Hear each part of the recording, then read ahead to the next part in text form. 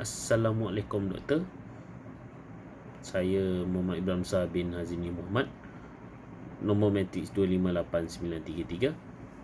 Saya akan mulakan pembentangan individu tugasan saya mengenai analisis keperluan latihan. Pengenalan analisis keperluan latihan. Latihan memberi manusia kemahiran yang akan membolehkan mereka membangun atau mengembangkan potensi mereka sepenuhnya dan membuat sumbangan yang maksimum kepada organisasi di mana mereka bekerja. Latihan yang berterusan diperlukan memandangkan prosedur kerja sentiasa berubah disebabkan pengenalan dan penggunaan teknologi canggih.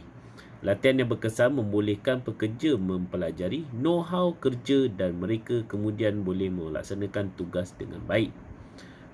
Perkembangan dan trend semasa organisasi.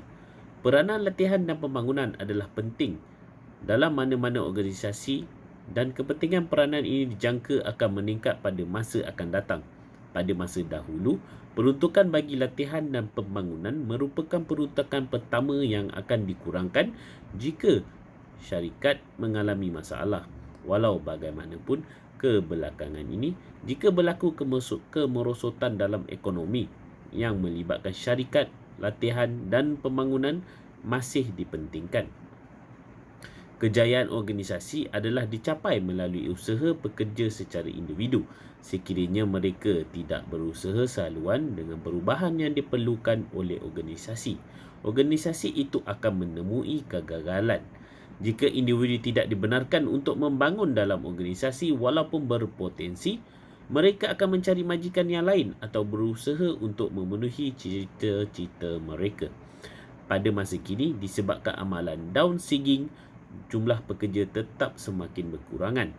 Oleh itu, latihan dan pembangunan bukanlah satu kemewahan tetapi merupakan keperluan berterusan bagi organisasi dan individu. Latihan dan pembangunan sumber manusia.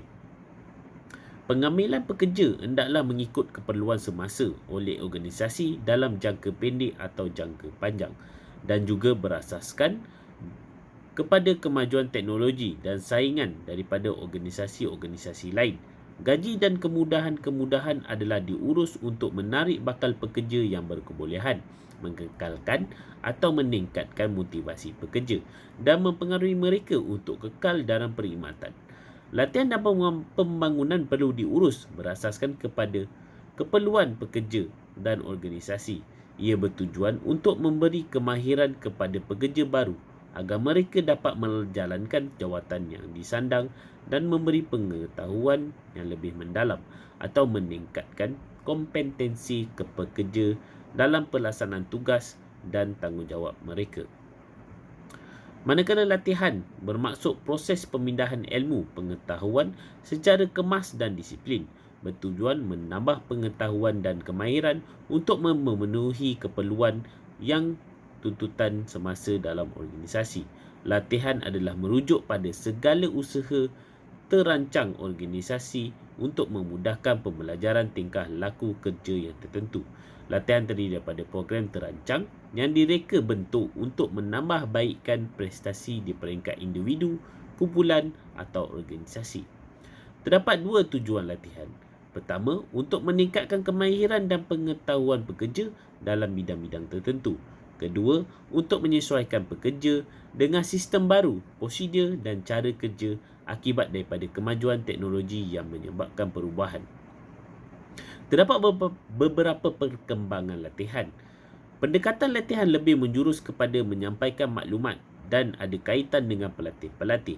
Pada tahun 1935, penggunaan slide, rakaman video dan sebagainya adalah di antara bahan bantu pengajaran dalam latihan, manakala kaedah mengajar adalah seperti main peranan, kumpulan perbincangan, kajian kes dan lain-lain lagi. Pada tahun 1980, kaedah pengalaman telah digunakan untuk menyampaikan kemahiran fizikal dan kognitif dan keupayaan. Manakala pada 1990, pendekatan latihan beralih kepada apa yang dikatakan total learning bagi memenuhi keperluan yang berbagai. Pendekatan ini mencukupi kesemua pendekatan lain atas dengan latihan awalnya melalui praktikal. Kepentingan-kepentingan latihan ialah mengembangkan sikap yang sihat dan membina program latihan dalam organisasi adalah bertujuan membentuk sikap pekerja supaya menjongkong aktiviti-aktiviti terancang organisasi dan untuk memperoleh lebih kerjasama dan komitmen. Menambah keyakinan dan moral pekerja. Dengan bertambahnya pengetahuan dan kemahiran yang telah diberikan, pekerja akan menghadapi kerjanya dengan penuh keyakinan dan kepastian. Menyediakan pekerja untuk menghadapi tugasan pada masa hadapan. Manusia tidak akan merasa kepuasan sekiranya mereka bekerja dengan jawatan yang sama pada jangka waktu yang panjang. Mobiliti adalah faktor utama dalam proses motivasi. Keseluruhan simpulan dalam pembentangan saya ini ialah pengalaman permulaan seseorang pekerja yang baru boleh ditentukan dengan memberikan sesuatu bentuk latihan. Jika berjaya, ia akan memberikan kesan positif terhadap masa hadapan pekerja berkenaan. Untuk memaksimumkan kesan dari orientasi, penting untuk mengenali bahawa pekerja baru memerlukan maklumat khusus dalam 3 bidang utama iaitu piawai, tradisi dan dasar syarikat. Kedua, kelakuan sosial. 3, aspek teknik dari kerja itu. Kecepatan perubahan dalam masyarakat, kita telah memaksa baik pekerja yang masih bekerja maupun yang telah disingkirkan untuk terus-menerus mendapatkan pengetahuan dan kemahiran baru.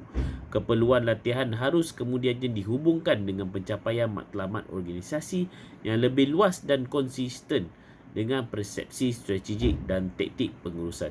Sekian, terima kasih. Setakat ini saja pembentangan dari saya